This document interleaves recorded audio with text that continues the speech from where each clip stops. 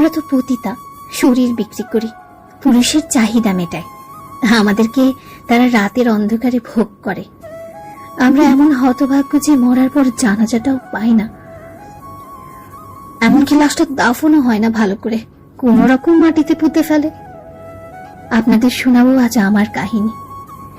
আপনারা অনেকেই সামান্য দুঃখ পেলে বলেন যে মারা যাবো, বাঁচতে ইচ্ছে করে না, কিংবা কেউ সুইসাইড সহ নেশার জগতে চলে যায়। বুকে হাত দিয়ে বলতে পারবো আমাদের চেয়ে করুণ কিন্তু আপনার জীবনই নয়। আমার ছোটবেলা থেকে শুরু করি। আমরা জন্মগতভাবে যৌনকর্মী। আমার মাও ছিলেন একজন পতিতা।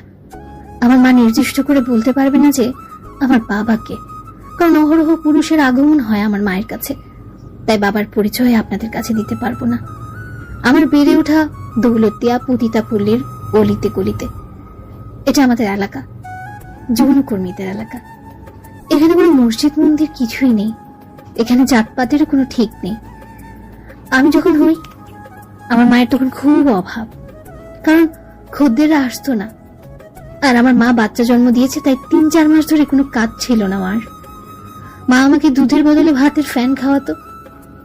সত্যি বলতে আমার মায়ের বুকের দুধ খদ্দেররা খেয়ে ফেলতো, সেজন্য আমি আর দুধ পেতাম না।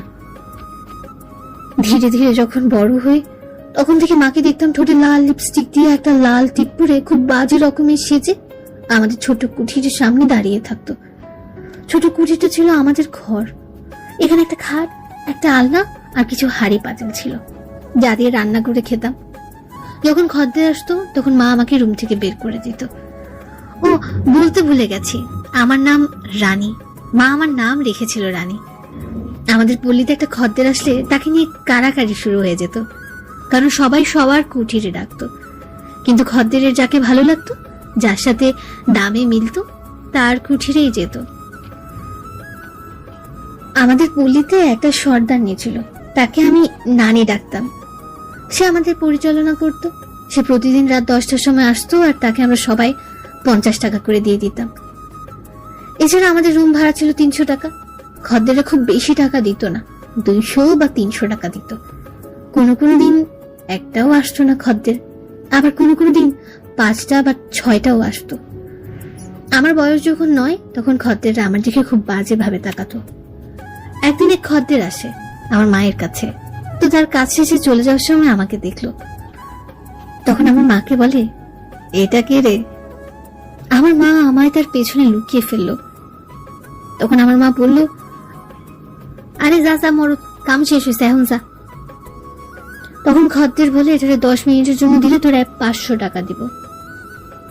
কিন্তু আমার মা রাজি হয় না। যখন লোকটা 1000 টাকা বললো, তখন মা রাজি হলো। আর মা আমাকে আর লোকটাকে কুঠিরে রেখে বাইরে চলে গেল। লোকটা আমার কাছে আসতে থাকে। আমার শরীরটা খুব বৃদ্ধ খায়। আমি চিৎকার করি, কান্না করি অনেক, কিন্তু কেউ আসে না। আমার সারা শরীর রক্তে ভেসে যায়। আমি মাত্র 9 বছর বয়সে রেপ হয়েছি। লোকটা যাওয়ার সময় আমার মাকে 1500 টাকা দেয়, বলল ডাক্তার দেখাতে। পরবর্তী সকল পার্ট দেখতে চাইলে আমাদের চ্যানেলটি সাবস্ক্রাইব করে সাথে থাকুন।